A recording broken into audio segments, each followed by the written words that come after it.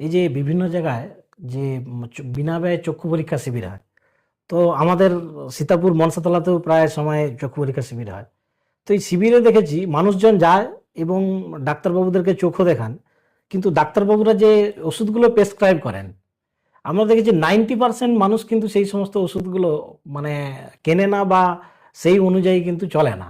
তাহলে মানুষের কি বিশ্বাসটা তৈরি হচ্ছে না, নাকি বা কতটা সেফ এই মানে বিনা ব্যয় চক্ষু পরীক্ষা শিবিরে চোখ দেখানো বা সেই ডাক্তারি পরামর্শ অনুযায়ী ওষুধ খাওয়াটা কতটা সেফ? না, এক্ষেত্রে আমি বলি, শুনুন, একটা এনজিওতে আমি অনেকদিন ধরে ছিলাম, আচ্ছা। 15 বছর।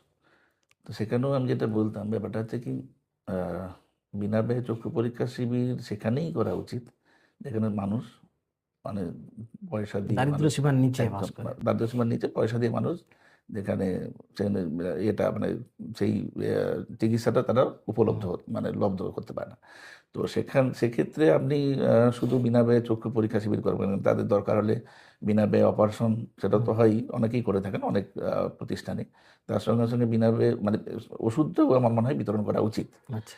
যেটা আমি ওগুলো একটু রিমোট এরিয়াতেই তখন করতাম, এবং ওনাদের মানে ওদের যে কর্তা ব্যক্তি ছিলেন তাদেরকে আমি ইনসিস্ট করতাম যে আমরা এমন প্রত্যন্ত এলাকায় যাব, যেমন ধরুন পুরুলিয়া, বাঁকুড়া বা মেদিনীপুরের সব ঝাড়গ্রাম এইসব এরিয়াতে, যেখানে আদিবাসী সমাজ বা একদম দারিদ্র্যসীমার নিচে, যেটা আপনি বললেন, সেই মানুষজন এই চিকিৎসা পরিষেবা পেতে স্বচ্ছন্দতা পেতে পারছেন না। সেক্ষেত্রে আমি যেতাম, আমি অনেক আচ্ছা। জায়গাতে গিয়েছি এবং সেটা আমি গিয়ে দেখেওছি ব্যাপারটা। সত্যি মানুষ কিন্তু ওটা অসহায়। তো এখনো পর্যন্ত যদিও সরকার বিভিন্ন রিমোট যে সমস্ত হাসপাতাল, সেখানে অপারেশনের সুবিধা করে নিয়েছে, কিন্তু ওই মানুষজন যে এই যে একটা হাসপাতাল, কারণ আমি আমার অভিজ্ঞতা থেকে বলছি, যেমন গত বছর আমরা আমার বাবার স্মৃতিতে আমরা পুরুলিয়াতে একটা অজিত বাবু। গেছিলাম। তো সেখানে গিয়েও আমরা দেখেছি, সেখানে গিয়ে ওইখান থেকে আপনার যদি চোখের অপারেশন করতে হয় ঝাড়গ্রাম আসতে হবে, নাহলে পুরুলিয়া হাসপাতালে যেতে হবে। এবং সেই পুরুলিয়া বাঘমুন্ডি থেকে পুরুলিয়া যাওয়ার যে রাস্তা খরচ, সেই রাস্তা আচ্ছা। খরচ মানুষের নেই। তো সেই ব্যাপারে একটু আমার মনে হয় সরকারকে একটু সচেষ্ট হতে হবে। আর এই বিনা ব্যয়ে চক্ষু পরীক্ষা শিবিরে যেটা বললেন, সেখানে আমার মনে হয় যে ব্যাপার, যেখানে মানুষ অ্যাফোর্ড করতে পারবে সেখানে আমার কিছু না করাই ভালো।